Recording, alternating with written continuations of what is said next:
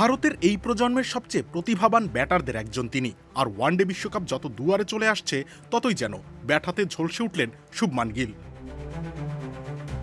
লখনৌতে আফগান বোলারদের বিপক্ষে রীতিমতো ছেলে খেলাই করলেন তিনি। মাত্র ৭৭ বলে ক্যারিয়ারের নবম ওয়ানডে সেঞ্চুরির দেখা পান।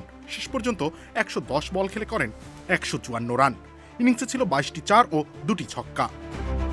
এই ইনিংস দিয়ে ৩০০০ ওয়ানডে রান অতিক্রম করেন ভারতের অধিনায়ক। মাত্র ৬২ ইনিংসেই মাইল ফলক ছুঁয়েছেন ভারতীয়দের মধ্যে সবচেয়ে দ্রুততম ম্যাচের বিচারে। Cool body spray, long lasting fragrance. Get ৭২ ইনিংসে এই মাইল ফলকে পৌঁছান শিখর ধাওয়ান ও শ্রেয়াস আইয়ার। একই অঙ্ক ছুঁতে খোদ বিরাট কোহলির খেলতে হয়েছে ৭৫ ইনিংস। বলের বিবেচনায় আজও তার চেয়ে সামান্য উপরে আছেন কপিল দেব।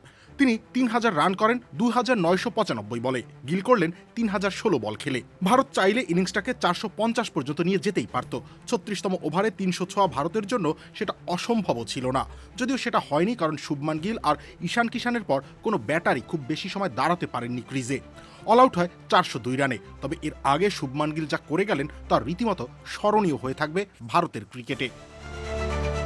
রবিউল ইসলাম রনি, খেলা ৭১।